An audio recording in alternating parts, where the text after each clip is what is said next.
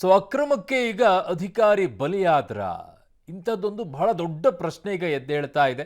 ಕಾರಣ ಈ ಪ್ರಕರಣ ಈಗ ಬಹಳ ಚರ್ಚೆಗೆ ಎಡೆಮಾಡಿಕೊಡ್ತಾ ಇರುವಂತಹ ಪ್ರಕರಣ ಇದು. ಆ, ಮಹರ್ಷಿ ವಾಲ್ಮೀಕಿ ನಿಗಮ ಅಧೀಕ್ಷಕ ಚಂದ್ರಶೇಖರ್ ಅವರ ಆತ್ಮಹತ್ಯೆ ಪ್ರಕರಣದ ಮುಂದುವರೆದ ಭಾಗ. ಪರಿಶಿಷ್ಟ ವರ್ಗದ ಕಲ್ಯಾಣ ಇಲಾಖೆ ಸಚಿವ ನಾಗೇಂದ್ರ ಅವರು ತುರ್ತು ಸುದ್ದಿಗೋಷ್ಠಿಯನ್ನು ನಡೆಸಿದರು. ವಾಲ್ಮೀಕಿ ನಿಗಮದಲ್ಲಿ ಹಗರಣ ಆಗಿರೋದನ್ನ ಒಪ್ಪಿಕೊಂಡಿದ್ದಾರೆ.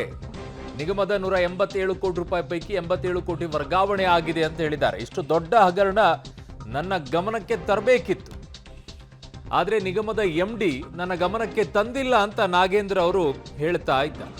ಹಣ ವರ್ಗಾವಣೆ ಆದಾಗ ಮೆಸೇಜ್ ಬರದಂತೆ ನೋಡಿಕೊಂಡಿದ್ದಾರೆ. ಬ್ಯಾಂಕ್ನವರ ಅಧಿಕಾರಿಗಳ ಕೈವಾಡದ ಬಗ್ಗೆ ನೋಡಬೇಕು ಅಂತ ಈಗ ಸ್ವತಃ ಸಚಿವರು ಹೇಳ್ತಾ ಇದ್ದಾರೆ. ಯೂನಿಯನ್ ಬ್ಯಾಂಕ್ನ ಒಂದು ಶಾಖೆಯಿಂದ ಇನ್ನೊಂದು ಶಾಖೆಗೆ ವರ್ಗಾವಣೆ ಮಾಡಲಾಗಿದೆ. ಸುದ್ದಿಗೋಷ್ಠಿಯಲ್ಲಿ ಸಚಿವರಾಗಿರುವಂತಹ ನಾಗೇಂದ್ರ ಅವರು ಈ ಬಗ್ಗೆ ಸ್ಪಷ್ಟನೆಯನ್ನ ಕೊಡ್ತಾ ಇದ್ದಾರೆ. ಹಣ ವರ್ಗಾವಣೆ ಆಗಿರೋದ್ರ ಬಗ್ಗೆ ಈಗ ಒಪ್ಪಿಕೊಳ್ತಾ ಇದ್ದಾರೆ. ವಾಲ್ಮೀಕಿ ನಿಗಮದಲ್ಲಿ ಹಗರಣ ಆಗಿರೋದನ್ನ ಈಗ ಸಚಿವ ನಾಗೇಂದ್ರ ಅವರೇ ಒಪ್ಪಿಕೊಳ್ಳುತ್ತಾ ಇದ್ದಾರೆ. ಯಾಕೆ ಹಣ ವರ್ಗಾವಣೆ ಆಯಿತು ಏನು ಅಂತ ಹೇಳಿ 187 ಕೋಟಿ ಪೈಕಿ 87 ಕೋಟಿ ವ್ಯವಹಾರ ಆಗಿರೋದು. ಏನ್ ಮಾತನಾಡಿದರೆ ನಾಗೇಂದ್ರ ಅವರು ನೋಡೋಣ. ನಾನು ಅದಕ್ಕೆ ವರ್ಗಾಯಿಸಿ ಅದನ್ನು ಇವತ್ತಿನ ವರ್ಗಾವಣೆ ಮಾಡಿದ ಮೇಲೆ ಆ ವರ್ಗಾವಣೆ ಮಾಡಿದ್ದು ಕೂಡ ಅವರಿಗೆ ಗಮನಕ್ಕೆ ಇಲ್ಲದೇ ಮಾಡಿದ್ದಾರೆ ಅಂತೇಳಿ ಎಮ್ ಡಿ ಅವರು ಈಗಾಗಲೇ ಕೂಡ ಒಂದು ಕಂಪ್ಲೇಂಟನ್ನು ನೀಡಿದ್ದಾರೆ. ಇವತ್ತು ಬ್ಯಾಂಕ್ನವರು ಕೂಡ ಆ ಹಣವನ್ನು ಮೊತ್ತವನ್ನು ಕೂಡ ಇವಾಗ ನಮಗೆ ಮತ್ತೆ ಇನ್ನೊಂದು ಬ್ಯಾಂಕಿಗೆ ಬ್ರಾಂಚಿಗೆ ಏನು ಟ್ರಾನ್ಸ್ಫರ್ ಆಗಿದೆ ಅದನ್ನೆಲ್ಲ ಕೂಡ ಹಣವನ್ನು ಮತ್ತೆ ನಮ್ಮ ಖಾತೆಗೆ ವರ್ಗಾಯಿಸಲಿಕ್ಕೆ ನಾವು ಈಗಾಗಲೇ ಕೂಡ ಸೂಚನೆ ಕೊಟ್ಟಿದ್ದೀವಿ. ಅವರು ಕಂಪ್ಲೇಂಟಲ್ಲಿ ಕೂಡ ಬರೆದಿದ್ದಾರೆ. ಅವರು ಅದನ್ನು ನನ್ನ ಸಹಿ ಇಲ್ದೇನೆ, ನನ್ನ ಅನುಮತಿ ಇಲ್ದೇನೆ, ನನಗೆ ಯಾವುದೇ ಕಾರಣಕ್ಕೆ ನನಗೆ ಗೊತ್ತಾಗಲಾರ್ದಂತೆ ಈ ಲೆಕ್ಕಾಧಿಕಾರಿಗಳು ಮಾಡಿರ್ಬೋದು ಅಂತೇಳಿ ಒಂದು FSL ಮೂಲಕ, ಅಂದರೆ ಅವರು ಏನು ಸಹಿ ಮಾಡಿಕೊಟ್ಟಿದ್ದಾರೆ ಅವರ ಸಹಿ ಅಂತೇಳಿ ಅವತ್ತು ಬ್ಯಾಂಕಲ್ಲಿ ಏನಿದೆಯಲ್ಲ ಅದನ್ನು FSL ವರದಿಗೆ ಇವಾಗಲೇ ಕೂಡ ಕಳಿಸಿದ್ದಾರೆ. ಇವತ್ತು ನನ್ನ ಸಹಿ ಅಲ್ಲ ಅಂತೇಳಿ ಹೇಳ್ತಾ ಇದ್ದಾರೆ. ನನ್ನ ಗಮನಕ್ಕೆ ಬಾರದೇ ಬ್ಯಾಂಕಿನ ಅಧಿಕಾರಿಗಳು ಮಾಡಿದ್ದಾರೆ ಅಂತೇಳಿ ಇವತ್ತು ನಮ್ಮ MD ಅವರು ಒಂದು ಕಂಪ್ಲೇಂಟನ್ನು ಕೊಟ್ಟಿದ್ದಾರೆ. ಸರ್ಕಾರಕ್ಕೆ ತಂದಿದ್ದಾರೆ ಅದನ್ನು ಕಂಪ್ಲೇಂಟ್ನ. ನಾವು ಈಗಾಗಲೇ ಕೂಡ ಅದನ್ನು ಆರ್ಡರ್ ಮಾಡ್ತಾ ಇದ್ದೀವಿ. ಅದರಲ್ಲಿ ಅವರು ಪದ್ಮನಾಭ ಅವರ ಒಂದು ಹೇಳಿಕೆಯಲ್ಲಿ ಇನ್ನೊಂದು ಪೇಪರ್ ಇತ್ತು ನೋಡಪ್ಪ, ಇದರ ಮೇಲೆ ಪೇಪರ್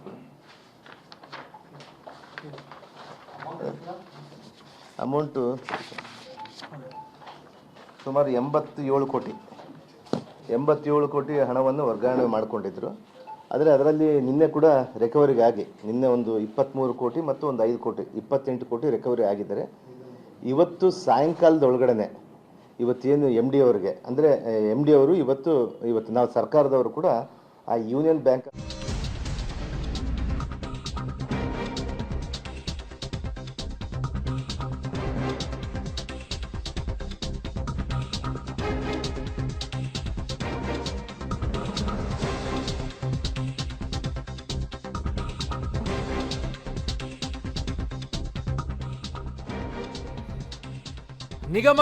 ನಿಗಮದ MD ಅವರು ಸಹ ದೂರನ್ನ ಕೊಟ್ಟಿದ್ದಾರೆ. 3 ಅಧಿಕಾರಿಗಳ ವಿರುದ್ಧ FIR ಆಗಿದೆ. ಪ್ರಕರಣ ಈಗಾಗಲೇ CIDಗೆ ವರ್ಗಾವಣೆ ಆಗಿದೆ. FSL ವರದಿಯಲ್ಲಿ MD ಅವರ ಸಹಿ ಸಾಬೀತಾದರೆ ವಜಾ ಮಾಡ್ತೀವಿ.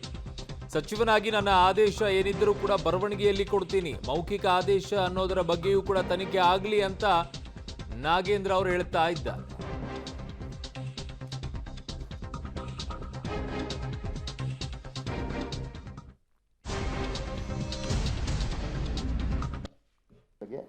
ಎಲ್ಲ ಮಾತಾಡಿದ್ದೀವಿ. ಅವರೆಲ್ಲ ಕೂಡ ಸಾಯಂಕಾಲದೊಳಗಡೆ ಹಣವನ್ನು ವರ್ಗಾವಣೆ ಮಾಡ್ತೀವಿ ಅಂತ ಹೇಳಿದ್ದಾರೆ. ಇನ್ನು ರಿಮೈನಿಂಗ್ ಎಷ್ಟು 87ಕ್ಕೆ ಎಷ್ಟು ಕಡಿಮೆ ಇರೋದು ಆ ಹಣವನ್ನು ಇವತ್ತು ಸುಮಾರು ಒಂದು 50 ಕೋಟಿ ಸಾಯಂಕಾಲದೊಳಗಡೆ 5 ಗಂಟೆ ಒಳಗೆ ನಾವು ಹಿಂದಿರುಗಿಸ್ತೀವಿ ಅಂತ ಹೇಳಿದ್ದಾರೆ. ಅದರ ಆಧಾರದ ಮೇಲೆ ಅವರು ಏನಾದರೂ ಯೂನಿಯನ್ ಬ್ಯಾಂಕಿಂದ ಯೂನಿಯನ್ ಬ್ಯಾಂಕ್ಗೆ ಮಾಡ್ಕೊಂಡಿದ್ದಾರೆ. ಅವರು ಇನ್ನೊಂದು ಬ್ರಾಂಚಿಗೆ ಮಾಡ್ಕೊಂಡಿದ್ದಾರೆ, ಬ್ರಾಂಚ್ ಚೇಂಜ್ ಮಾಡ್ಕೊಂಡಿದ್ದಾರೆ, ಅಕೌಂಟ್ ಬೇರೆ ಮಾಡ್ಕೊಂಡಿದ್ದಾರೆ. ಅದರಲ್ಲಿ ಇವ್ರದ್ದು ಏನು ಹೇಳ್ತಾರೆ ಅಂದರೆ ನಮ್ಮ MD ಅವರು ಕೂಡ ಅವರು ಗಮನಕ್ಕಿಲ್ದೇ ಆಮೇಲೆ ಆ ಹಣ ಡ್ರಾ ಮಾಡುವಂಥ ಸಂದರ್ಭದಲ್ಲಿ ಅವ್ರಿಗೆ ಒಂದು ಮೆಸೇಜ್ ಬರುತ್ತೆ ಅವರು ಅಧಿಕೃತವಾದಂಥ ಮೊಬೈಲ್ ಸಂಖ್ಯೆಗೆ, ಅದು ಬರಲಾರ್ದಂಗೆ ನೋಡ್ಕೊಂಡಿದ್ದಾರೆ ಬ್ಯಾಂಕಿನ ಅಧಿಕಾರಿಗಳು. ಇದರಲ್ಲಿ ನನ್ನ ಗಮನಕ್ಕೆ ಅಂದರೆ ಪ್ರಥಮ ವರದಿ ಪ್ರಕಾರ ನನಗೆ ಫಸ್ಟ್ ರಿಪೋರ್ಟಲ್ಲೇ ನನಗೆ ಇಲ್ಲಿ ತನಿಖೆ ಅಂದರೆ ನೋಡ್ತಾ ಇದ್ದರೆ ಬ್ಯಾಂಕಿನ ಅಧಿಕಾರಿಗಳು ಇದರಲ್ಲಿ ಭಾಗಿಯಾಗಿದ್ದಾರೆ ಅಂತ ತಿಳ್ಕೊತೀನಿ ನಾನು. ಬ್ಯಾಂಕಿನ ಅಧಿಕಾರಿಗಳಿಗೆ ಇವತ್ತಿಗೆ ಅದಕ್ಕೆ ಅವರಿಗೆಲ್ಲ ಕೂಡ ಒಂದು ವಾರ್ನ್ ಮಾಡಿ ಸರ್ಕಾರದ ಕಡೆಯಿಂದ ಅವ್ರಿಗೆಲ್ಲ ಕೂಡ ಮಾತಾಡಿದ್ದೀವಿ. ಸಾಯಂಕಾಲದೊಳಗಡೆ ಇನ್ನು ಮಿಕ್ಕಿದ ಅಮೌಂಟು ಅಂದರೆ ಸುಮಾರು ಒಂದು 50 ಕೋಟಿಯಷ್ಟು ಅಮೌಂಟ್ ಇನ್ನು ಇವತ್ತು ಸಾಯಂಕಾಲದೊಳಗಡೆ ಕೊಡ್ತೀವಿ ಅಂತ ಹೇಳಿದರೆ ಅದು ಆಧಾರದ ಮೇಲೆ ಅವರು ಸಾಯಂಕಾಲದೊಳಗೆ ಡೆಡ್ಲೈನ್ ಏನಿದ್ರು ಅದನ್ನ ನಮ್ಮ ಡೆಡ್ಲೈನಲ್ಲಿ ಕೊಡಲಿಲ್ಲ ಅಂದರೆ ಅವ್ರ ಮೇಲೆ ಖಂಡಿತವಾಗಿ ಕ್ರಮ ಜರುಗಿಸುವಂಥದ್ದು ಮಾಡ್ತೀವಿ. FIR ಕೂಡ ನಾವು ಮಾಡ್ತೀವಿ ಅದನ್ನು ಅದರ ಜೊತೆಗೆ. ಆಮೇಲೆ ಈಗಾಗಲೇ ಕೂಡ ಅಲ್ಲಿನ ವಿಚಾರದಲ್ಲಿ ಇವತ್ತೇನು ಚಂದ್ರಶೇಖರ್ ಅವರು ಇವತ್ತು ತೀರ್ಕೊಂಡಿದ್ದಾರೆ, ಅದರಲ್ಲಿ ಇವತ್ತು ಈಗಾಗಲೇ ಕೂಡ ನಮ್ಮ ಅಧಿಕಾರಿಗಳ ಬಗ್ಗೆ ಕೂಡ ಅದರಲ್ಲಿ ಉಲ್ಲೇಖ ಮಾಡಿದ್ದಾರೆ. ಅವ್ರ ಮೇಲೆ 3 ಜನಗಳ ಮೇಲೆ FIR ಆಗಿದೆ ಈಗಾಗಲೇ ಕೂಡ. ಪದ್ಮನಾಭ ಅವರು ಮತ್ತು ದುರ್ಗಣ್ಣ ಪರಶುರಾಮ್ ಅಂತೇಳಿ, ಇನ್ನೊಬ್ಬರು ಒಬ್ಬ ಅಧಿಕಾರಿ, ಬ್ಯಾಂಕ್ ಅಧಿಕಾರಿ ಅನ್ಕೊಂತೀನಿ, ಸುಚಿಸ್ಮಿತಾ ಮ್ಯಾನೇಜರ್, ಅವ್ರ ಮೇಲೆ ಕೂಡ ಒಂದು FIR ಆಗಿದೆ.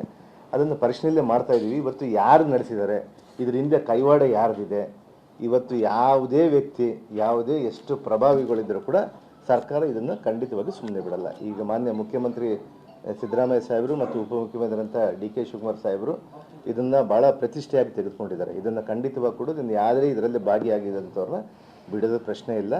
ಇವತ್ತು ನಮ್ಮ MD ಅವರು ಕೂಡ ಇವತ್ತೇನು ಅವರು FS ನನ್ನ ಸಹೋದ್ಯೋಗಿ ಈಗ ಪೊಲಿಟಿಕಲ್ ಬ್ಯೂರೋ ಹೆಡ್ ಆಗಿರುವಂಥ ರವೀಶ್, ಇನ್ನೊಂದು ಕಡೆಗೆ ಶಿವಮೊಗ್ಗದಿಂದ ಈಗ ನನ್ನ ಜೊತೆಗೆ ಶಶಿಧರ್, ಇಬ್ಬರು ಕೂಡ ನನ್ನ ಸಂಪರ್ಕಕ್ಕೆ ಸಿಗ್ತಾ ಇದ್ದಾರೆ.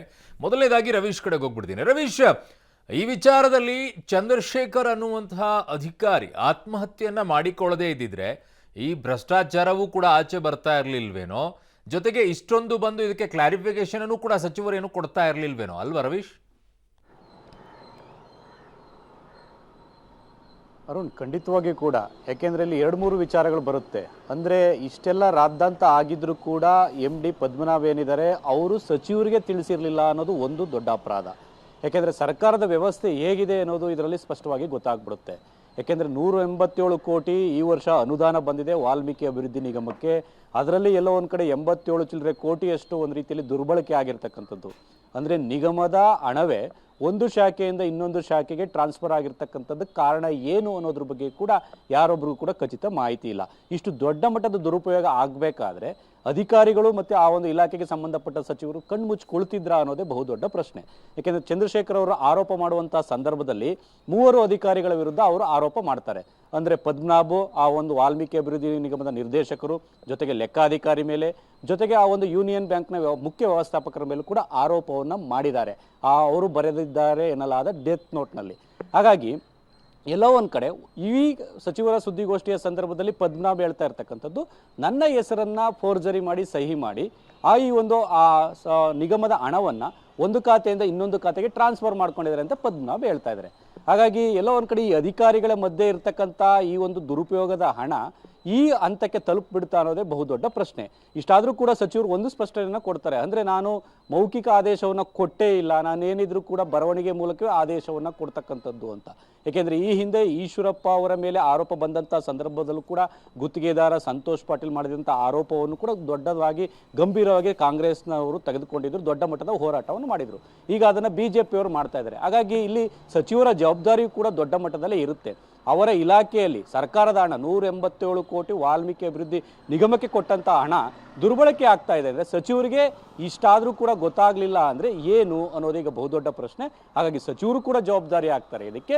ಮತ್ತು ಆ ಒಂದು ವ್ಯವಸ್ಥಾಪಕ ನಿರ್ದೇಶಕರು ಏನಿದ್ದಾರೆ, ನಿರ್ದೇಶಕರು ಕೂಡ ಜವಾಬ್ದಾರಿ ಆಗ್ತಾರೆ. ಈಗ ಹಣ ವಾಪಸ್ ಬಂದ್ಬಿಡುತ್ತೆ, ಸಂಜೆ ಒಳಗಡೆ ವಾಪಸ್ ಆಗ್ತಾರೆ ಯೂನಿಯನ್ ಬ್ಯಾಂಕ್, ಅದು ಬೇರೆ ಪ್ರಶ್ನೆ. ಆದರೆ ನಿಗಮದ ಹಣವನ್ನು ದೊಡ್ಡ ಮಟ್ಟದಲ್ಲಿ ಒಂದು ರೀತಿಯಲ್ಲಿ ವರ್ಗಾವಣೆ ಮಾಡ್ಕೊಳ್ಳೋದಕ್ಕೆ ಕಾರಣ ಏನು, ಇದು ಯಾರ ಇಂದ ದುರ್ಬಳಕೆ ಆಗಿದೆ, ಇದು ದೊಡ್ಡ ಶಕ್ತಿ ಏನು ಅನ್ನೋದು ಕೂಡ ಗೊತ್ತಾಗಬೇಕಾಗಿದೆ. ಅವರು ಓಕೆ ರವೀಶ್, ಹಾಗಿದಾಗ MD ಅವ್ರನ್ನ ಈ ವಿಚಾರಣೆ ಮುಗಿಯುವವರೆಗೂ ಕೂಡ ಆಚೆ ಇಡಬೇಕಾಗಿತ್ತು. ಅವ್ರನ್ನ ಹಾಗೆ ಮುಂದುವರಿಸೋ ರೀತಿಯಲ್ಲಿ ಅವ್ರನ್ನ ನೋಡ್ಕೊಳ್ಳೋ ರೀತಿಯಲ್ಲಿದೆ. ಹಾಗೆ ಇರಿ ಸಂಪರ್ಕದಲ್ಲಿ ರವೀಶ್.